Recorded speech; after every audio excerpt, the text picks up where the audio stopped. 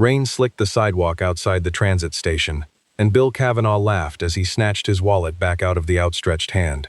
"Figures a bum like you'd finally do one honest thing," he said, loud enough for the whole platform to hear.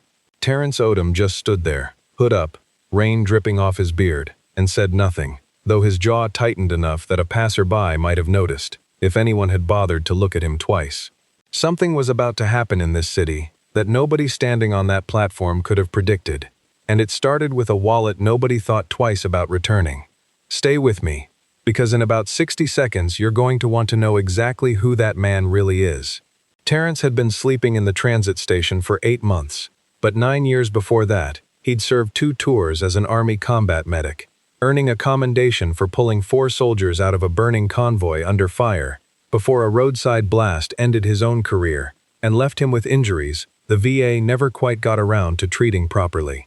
He never told anyone on the street who he used to be.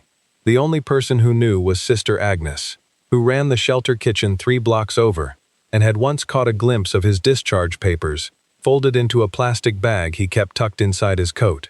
Bill Kavanaugh, the man whose wallet Terrence returned that rainy afternoon, happened to be a city councilman running for re-election, and the transit station sat 2 blocks from the same city hall where Bill would soon stand at a podium deciding whether Terrence deserved to exist in public at all.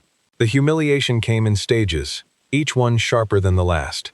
First, Bill posted about the encounter online, twisting it into a photo op about cleaning up our streets, captioning a picture of Terrence from a distance, with the words, "Even they know right from wrong sometimes."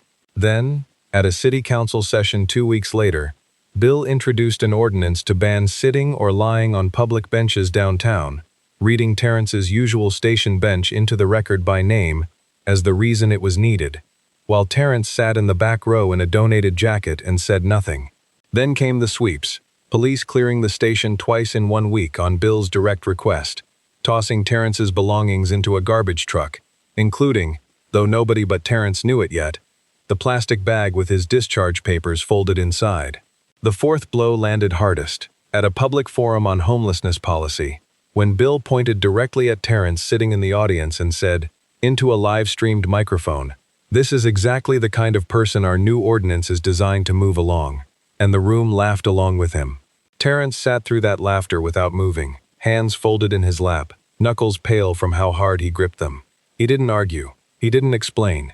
He just stood up quietly when it ended and walked out into the rain, jaw tight enough to ache, the same way it had been tight in a burning convoy 9 years earlier. Nobody in that room would have guessed what he'd survived to get there. That was exactly the problem. Nobody had ever asked, except somebody finally did. Real quick, y'all, don't leave yet, because that quiet man walking out into the rain is about 30 seconds from turning this whole thing around. The reveal started with Sister Agnes, who'd watched the live stream from her kitchen and recognized the moment Terrence's face went still. The same stillness she'd seen the day she found his papers. She drove to the police impound lot herself, badgered a sympathetic officer into letting her search the swept bins from the station clearance, and found the plastic bag, soaked but intact, discharge papers and commendations still inside. She brought them straight to a local news reporter named Priya Anand, who'd covered veterans' issues for a decade and knew exactly what she was looking at. Priya pulled Terrence's full service record within a day, confirmed his unit, his commendation, the names of the 4 soldiers he'd pulled from that convoy, one of whom, it turned out, now worked as a city firefighter 12 blocks from that same transit station. Priya walked into the next council session with the discharge papers in a folder, and the firefighter standing beside her in uniform.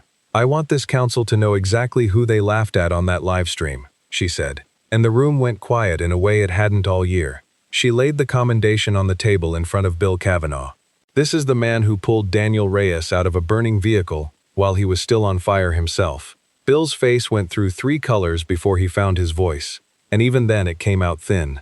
"I want an apology," Priya said, "on the record, in this room, in front of the same cameras that filmed you laughing at him." Bill stared at the folder instead of at Terrence. "I'm sorry," he said. "I was wrong about him. I was wrong about all of it." Terrence stood at the back of the room, jacket still damp from the rain outside, and said only this, "You were wrong before you ever pointed that finger.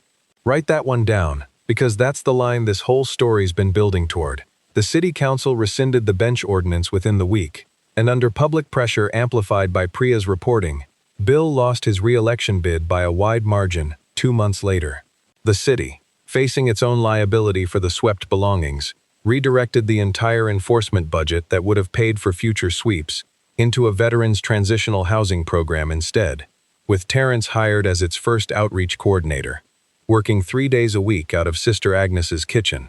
The transit station renamed its Central Plaza, the Kavanaugh re-election had quietly wanted for himself, except now it carries Terrence's name instead. A small plaque bolted near the very bench where the ordinance once tried to erase him, unveiled with Sister Agnes standing beside him in the front row. Now I want to be honest with you. This story's fiction, every bit of it. Didn't happen exactly like this to one real veteran in one real city. But that feeling, where somebody's whole sacrifice gets erased down to a punchline until the truth just refuses to stay buried, that part happens all the time. In real cities, to real people we walk past without looking twice. So ask yourself, who have you looked past today without wondering what they actually survived to get there? Sit with that for a second. And if this one hit you, smash that like button, drop a comment, and tell me who came to mind. Share it with somebody who needs the reminder. And subscribe, because we've got a lot more stories exactly like this one on the way.